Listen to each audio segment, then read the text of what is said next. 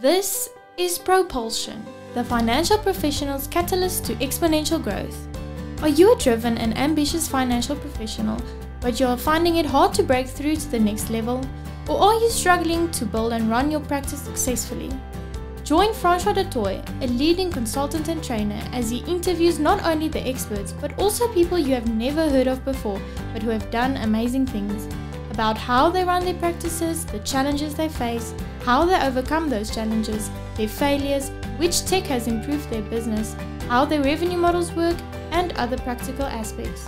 We go deep so you can learn as much as possible. And here is your host, Francois du Toit. Good morning, Robin. Welcome to the show. Good morning, Francois. Good morning, everybody. So nice to you. We're all good. We're all good. You can see people are chatting away in the comments and so forth. So it's amazing. I'm really happy and seeing how people are also saying hi to each other and things like that. So really, really love it. It's really amazing to have you here with us. I think you've been on my list for quite a while. Before I knew Money EQ was there, because I obviously like to talk about technology on the show as well. And for me, today's topic is really about bringing the human and the tech together, really in a phenomenal way.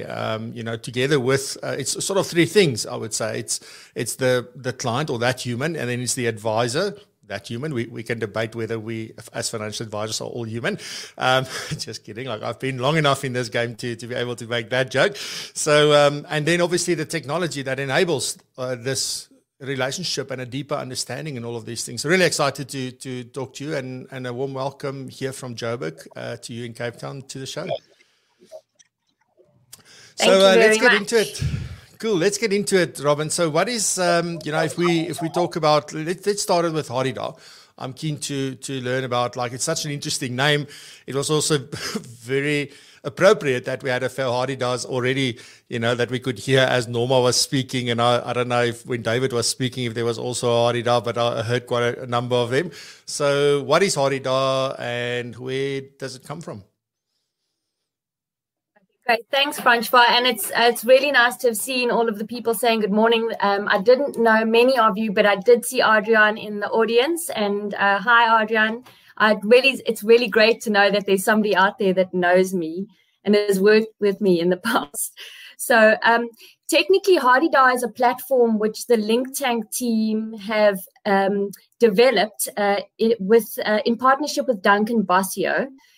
And the whole thinking it was that since 2016, we've been working with advisors and financial services businesses, and every year we do various surveys to try and get to grips with what they're struggling with. And every year, those challenges are always the same. Our consulting service is quite time-consuming and can be quite expensive for a lot of advisors as well.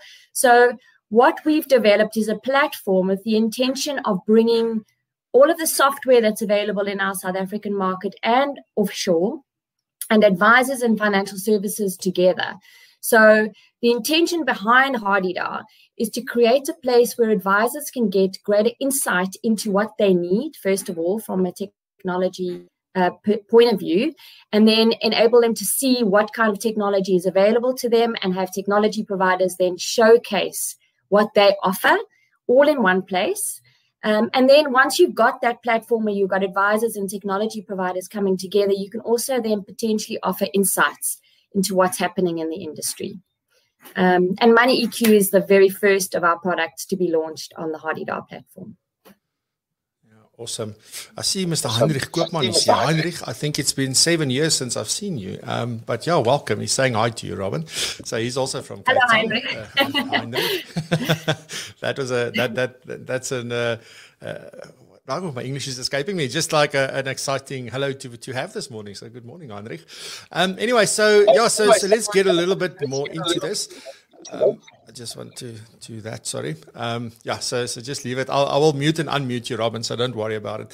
So let's start talking a little bit about Money EQ. It was quite interesting. I must say that I went through the process as well.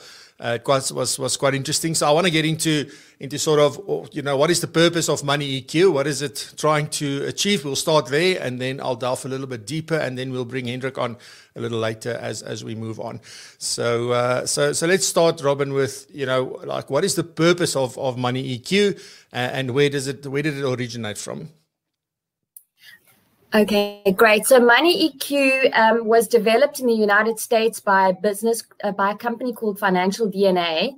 Hugh Massey is one of the founders of Financial DNA, and they developed it in 2001. So it's got a really long track record, and it's been tried and tested in both the United States and Australia. I think I was looking at one of the stats yesterday, and they've really, since 2001, built better relationships between more than 30 million people. So it is tried and tested, and it's got all of the science behind it. But essentially, what it is, it's a financial behavioral assessment tool, a DNA tool which will give advisors about 200 insights into a client's EQ to get started. But the really interesting thing about it is that it makes it not only that you get all of these insights, but it also provides you with all of the background and supporting material for you to quite easily be able to have a conversation with the client. So unlike a lot of behavioral type of tools, it's very targeted towards finances and how clients or individuals, families, groups engage with their financial world. So that you can just quickly and easily get those insights. One of the interesting things for us, and I think why we've launched it at a very good time, is we are finding that in this digital world, it's very difficult for advisors to build trust with their clients because they're not getting to spend much time with them, especially not any time with them face to face. So if you're using a tool like this, you'll quickly and easily be able to get some insights into a client, which will enable you to have maybe a more meaningful conversation with them. And then over and above all of that, it also enables you to overlay insights between families or couples. So you get an idea of how the two individuals would engage with each other when they're going through a financial planning process. So I hope that gives you enough of a background, Francois. Yeah, and at what point should I then, if I'm making use of Money EQ, at which point should I be using? Is it like, do I first go through all the fact find and getting all the numbers and all the assets and liability details, and then I go into, okay, so now that I have that, I need some context about what does this mean to the client, or how important it is to the client, or how clients think about money, or do I actually use this before I even get into the fact finding like we traditionally do? I'm going to ask Hendrik to come and join us just now so that he can give us insight into when he thinks it would be. But in our experience at the moment, it seems to be happening at any point in the relationship. I think some advisors will use it because some clients might find it interesting to do, but they're already clients. We have recently come across an advisor or an advisor network that are actually using it as a prospecting tool. So they're making it available out in the market from a LinkedIn page and saying, do you want to know more about yourself and your finances? So if you do, complete this process. And obviously what it does is then give the advisor a report, which the advisor can make contact with a new client with, and then have quite an interesting conversation with them around their finances. So technically, I think, and let's bring Hendrik in as the financial planning coach. As you know, I'm not really a financial planning coach. I'm more on the technology side, creating the platform or working with the platform that's delivering the solution to South Africa. But I'm sure Hendrik will be able to give us better insight into that. So let's do that. So Hendrik, welcome. For those that don't know you, this is Hendrik Crawford from Crawford's Coaching, but he's also a financial planner, and he's been in the industry for a very long time. So if you don't know Hendrik, go stalk him on LinkedIn. Hendrik, I mean, you hopefully heard the question that I asked to Robin. Yeah. And, and she made two interesting points to me is that, well, it doesn't matter because, I mean, you would have existing clients when you start using this, right? So it doesn't mean like oh, no, now I can't use it because I already have this isn't only for new clients, number one. And number two, the way that somebody's using it for prospecting tools. So, but keen to hear your view on this. Yeah, so thanks and morning to all the listeners. So yes, to Robin's point and what you also just said, Francois, I think the important thing or where I see it fits in and where I use it with success is to use it initially, if you're onboarding a new client, to first understand the client, and we'll delve into that a little bit later, what one can get out of the report. But I think then the other point is, to your point, is when we do a review of a client, I see a lot of financial coaches which go through our financial coaching program, also using it as part of the review process, because then having that in-depth discussion can also bring up new information about a client which the advisor previously didn't actually know. So definitely you can use it in different ways. So that's what's nice about the tool. It depends on your practice. And some planners also say they don't use it on all their clients. So yeah, so it depends on you personally. Yeah. Okay. This is so insightful for me. I want to know, Hendrik, let me just bring us back here on the screen. Once you have this, because as I said, I went through doing this yesterday. It was quite an interesting journey. It didn't take me that long. It was about 46 questions. So when I initially opened it, I thought, oh my gosh, I had to take leave. But it went so quickly because it's actually a familiar process, something that I've done quite a few times before, the process itself. And for a few other assessments. And it's also clear. In the beginning, it said, listen, just this is not a test. So that's important. Secondly, it's not a test, it's an assessment, which, when you're from the Free State, like me, it means the same thing. But you've got that. And sorry, I know you're also from the Free State, Hendrik. So that's the one thing. But then it also talks about, be careful that you don't think about these things from the point of view of how you would like to be acting. You have to be brutally honest, and how are you acting and what is important and like most the least important to you at the moment. So I think that for me was also, so my question on this is it was quite hard for me to keep reminding myself is no, not what I know is right. It's almost this thing about don't do what I do what I say. To sort of go that route. So how are you finding clients are sticking? Is the results you're getting, are they spot on? Are they extremely valuable? Does it give you the right insights into all of this? So, Francois, if I can put you on the spot then and get your view, I think that's where you start off is the first thing that the report you enable one is to understand how do you prefer to engage with a financial planner, and how will you like to engage with a financial planning process. So if I looked at your feedback, it talks to encourage my out of the box thinking, so my creativity. The other one is make me part of the financial planner so that we can brainstorm my goals and dreams, that I help create that plan, and then allow me my freedom and to freewheel. So how does that sit with you? And, how accurate was that if you think about how would you like to engage with a financial planner? Yeah, so usually I would avoid financial planners because I don't want to talk about my finances, but but let's not go there. Now you can see I'm in a very lighthearted mood this morning, so really enjoying this Friday morning. It was spot on in my opinion, Hendrik. If I look at the things there, it's all about I'm all about dreaming and ideas, and I'm not afraid to take risks and things like that. Albeit it will be calculated risk. It won't just be, oh, this looks interesting, let's just jump in. But I think from what it said, it was quite an interesting, that absolutely sounds like me. And what you said, I want to have the freedom to do things, or whether it's making decisions or it's dreaming or whatever it is, that's quite important in my life in general anyway. So it was quite insightful. And what I did like was that one pager, because it gives you a one page and then it gives you an in-depth sort of, 6-page or something report as well.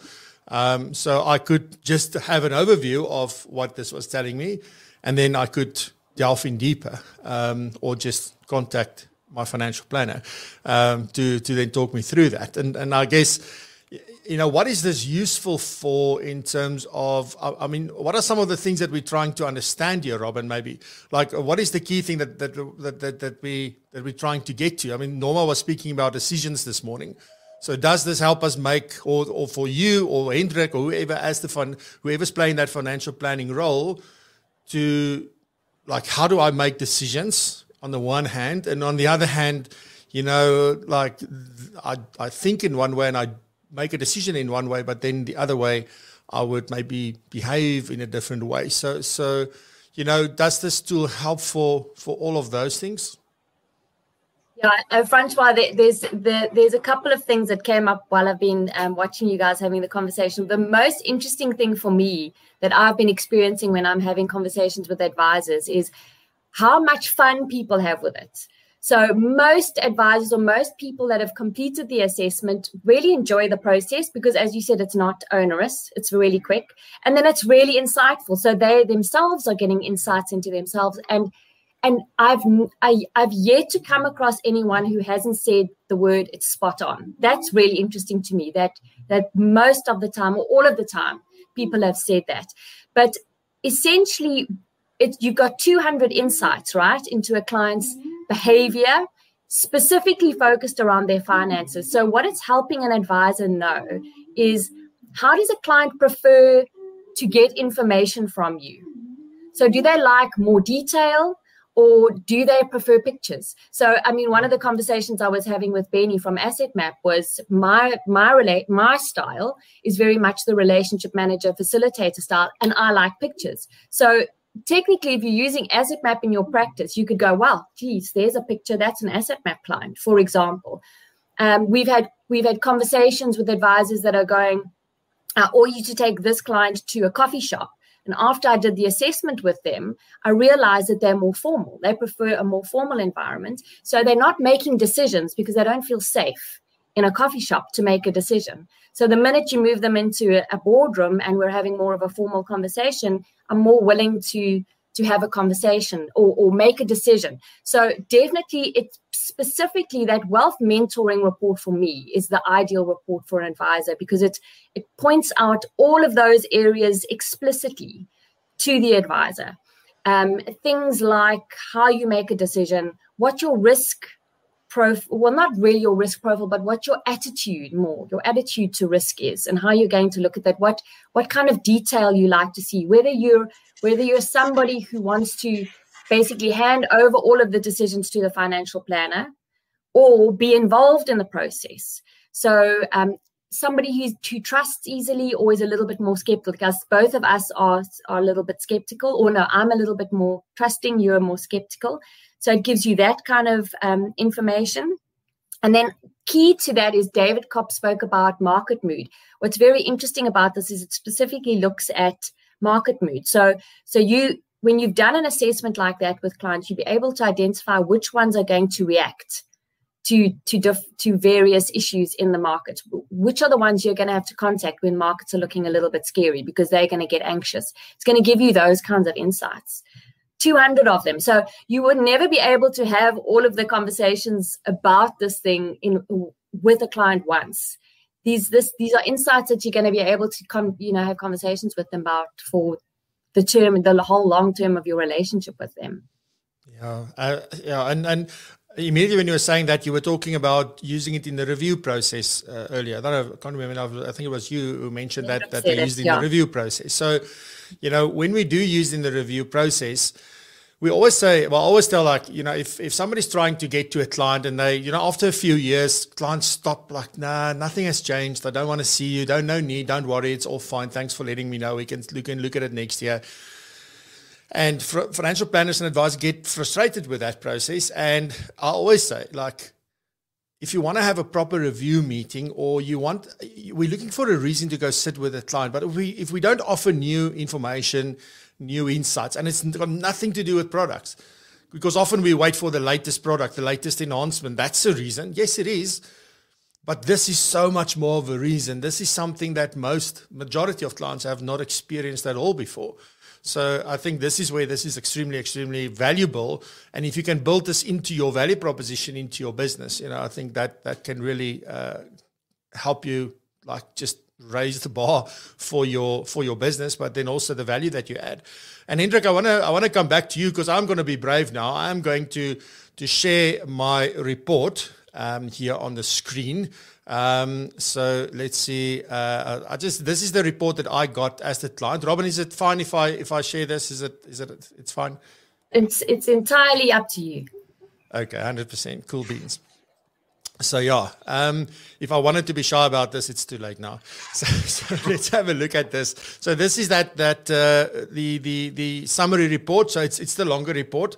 Let me maybe just show. I want to show I clicked the wrong one now. So this is the one that I actually wanted to show. So this is the one-page summary. This is the only one I'm going to show you, and that we can maybe talk about a little bit, Hendrik.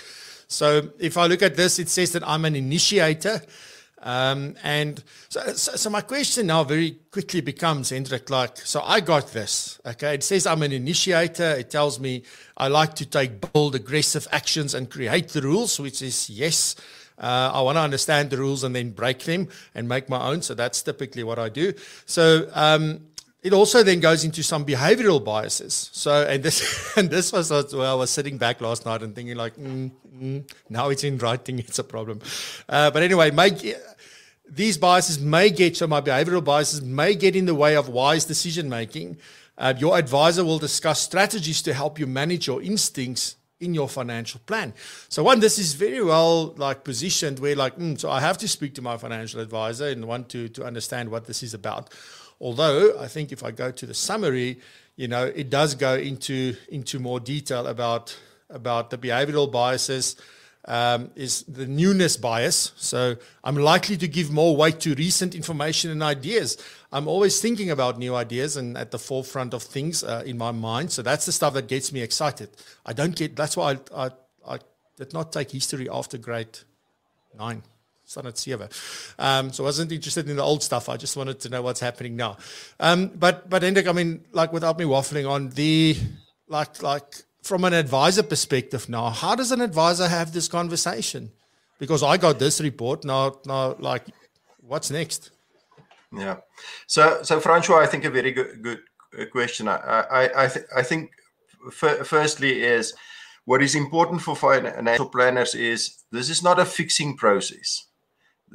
This is how Francois most probably will act. So how do I honor you as a unique individual, and how do we create strategies that will support you? Because that's your financial DNA, and I want to say that's Francois' DNA, because it's more.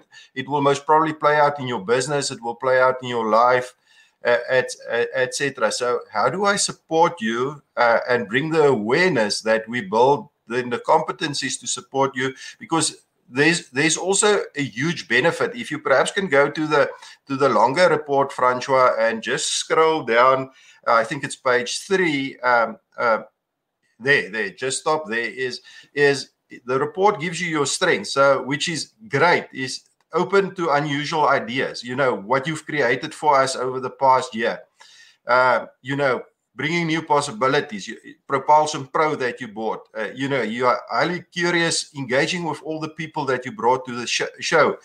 So, and then on the other side, what is important for me as an advisor and for yourself is to say, what is your performance struggles? Difficult with following set procedures that you just said, jokingly, I break the rules,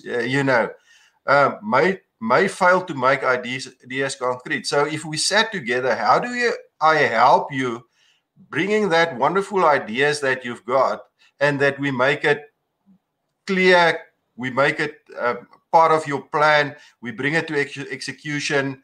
How do I then help you and take you through this process, and then help you also to juggle too many ideas or tasks? But the other part is, and I fell now into that trap, is I played it back for you as the truth. So the second question is, what do you say about it, and how does it play out in your own life? Because this is only an assessment, and you are the specialist on your own life. So how do you feel about that and thinking about those strengths and struggles, Francois? Yeah, no. I mean, these things, like, that's why I was laughing, like, because these things are so spot on. I'm always like busy with two. I'm halfway through one thing, then I'm already thinking about the next three things. And also there are two, like, apart from too many ideas, is that too many tasks. I also, if you look at my Clifton strengths, responsibility is my third highest strength there. And, you know, so I battle to say no. So that strength is actually working against me together with this. So apart from from the fact that I love being innovative and coming up with new ideas and concepts and that, I'm probably not the best guy to see it through to full implementation. I would have to partner with someone that is actually very good with that would say, wow, yes, that is an amazing idea, and they just make it happen. Luckily to lockdown, if it wasn't for lockdown, this show probably still wouldn't have happened, because I've been thinking about this kind of thing for 2 years. And I never got to doing it. And when I had nothing else to do, I couldn't do anything. I saw it through, and now it's just part of my life. And so yes, these things are scaringly accurate. And it was just by the way, so let me just quickly explain the process I went through. So you get like 46 questions, as I said, and there's 3 words for each question. And all you need to do is to say which one is mostly like you, or which one do you identify with most, and which one least. So there will always be one word that you say nothing about. And sometimes all 3 words is like, but that's me, I love it. But then you still have to choose which one is most and which one is least. And that's all I did to come up with this stuff. And it was really amazing. And I don't think it took me, if I say 10 minutes, I think I'm over exaggerating. But it was definitely not longer than that. So Hendrik, I hope that answers your question. Yeah, absolutely. Yeah. Robin, is there anything that you want to add at this point, about this? Anything that you also see? What I also find really, really useful about the report is that it matches advisor style to client style. So what I'd like to do one day, I think what I'll be finding very interesting is do advisors attract clients like them, or how many clients have they got that are not like them at all? This report will tell you what your ideal advisor match is, who you're the most compatible with. So there's also these conversations we've been having about not working as hard as we have to work. So and there's lots of conversations we've been having with the DNA guys about, they call it behavioral stretch, because what happens is once you know what your inclinations are and what your natural behavior is, you can kind of create a lifestyle for yourself that speaks to those inclinations. And then also be aware of the times where you know you've got to behave or adapt to somebody else's behavioral style. But then at least you know what you're doing, but you'll find you work much harder. So I think it's quite interesting to see how well current relationships are going once you know what style I am as an advisor and what style I am with a client.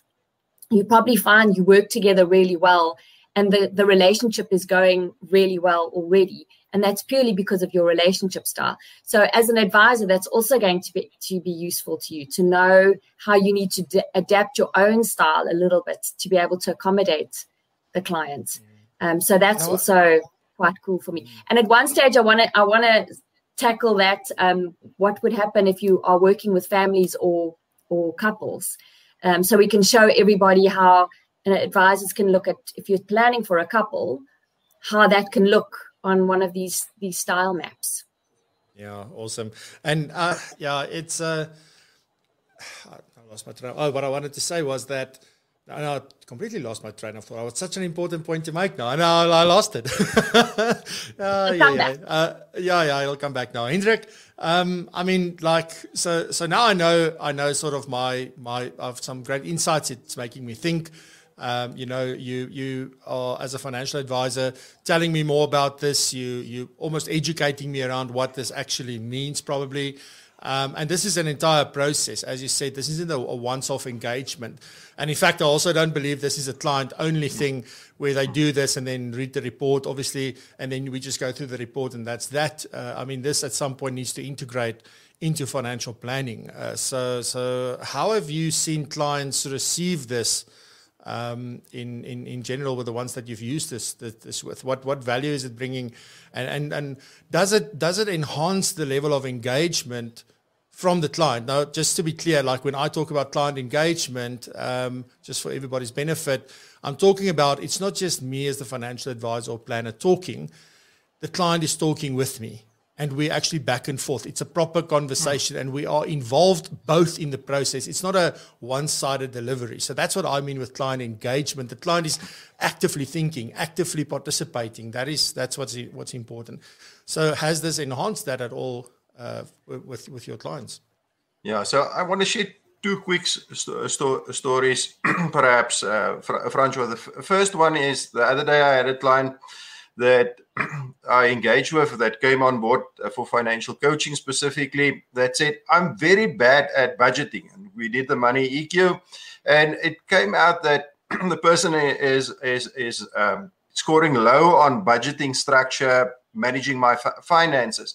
However, the important thing there was, because the client was already judgmental about how they manage their own finances, but with all the best budgeting tools in the world, she was not getting it right to budget. And by just changing the language to say that actually if we take the budget and we make a spending plan, and you create, like in the old days, an envelope where you've got X money to spend a month and the rest you save and use for your household. That made a huge shift for the client.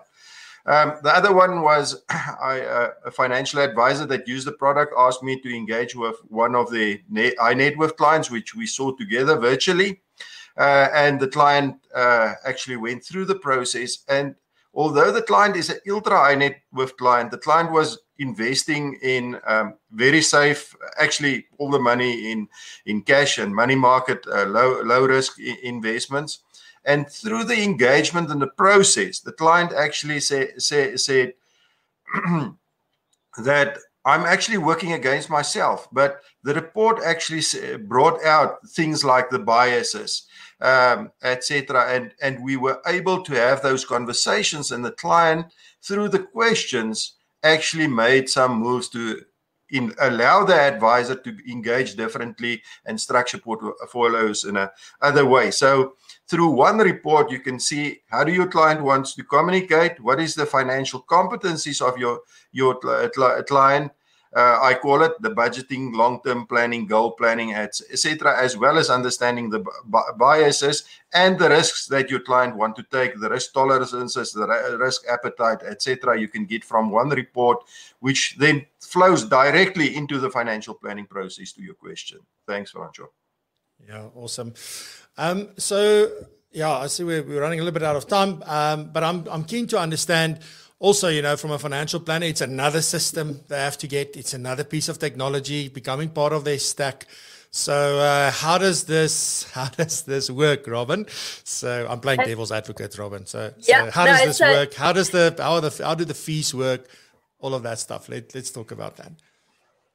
Yeah, that's one of the things Duncan is particularly proud of, that you don't need a system to use this. So all you really need to do is register on the HardyDAO website, and it really is a software as a service. You don't need to buy a license for this. You don't need to buy any kind of software for it. You pay as you go. So what we've done on the HardyDAO platform is we've bought the license for the software and we've made it available on HardyDAO. So all an advisor really needs to do is go and register on www.hardydao.co.za. It takes you 2 minutes to do that. And then you purchase credits for bundles of credits. So obviously the more credits you purchase, the lower the unit cost is for one assessment or one report. And then you go for each time you want to complete an assessment with a client, that happens and you use up 1 credit. And that gives you the 3 reports that we've discussed today. That's 35 Rand for one of those assessments. It'll give the client 2 reports and you the wealth mentoring report.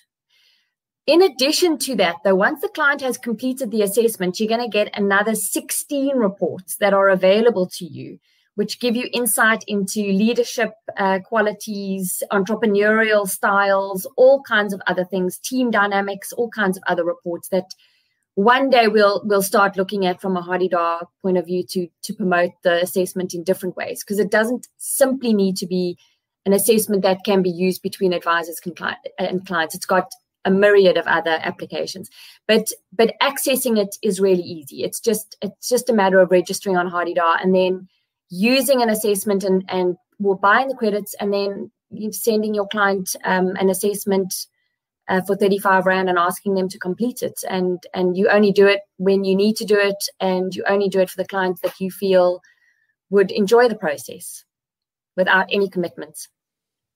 Yeah, awesome. Hendrik, anything you would like to add? No, what I would most probably say, you put this website is very easy. You go and put your own logo and branding on, so your client actually receive a co-branded email, which is then Adidas and your own branding. So, and I think due to the fact that it's a pay-as-you-go, there's actually no risk for you.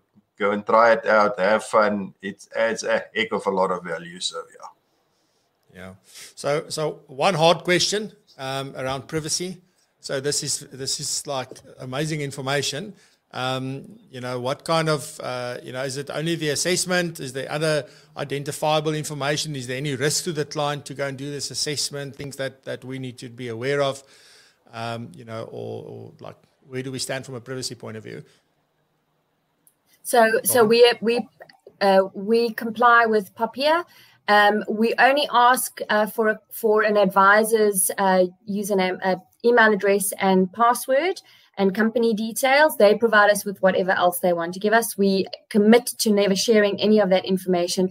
The client's information then sits inside the advisor's account. So nobody at HardyDAR can see any of that information. Only an advisor sees that information. And all of that information is cleaned out every 6 months.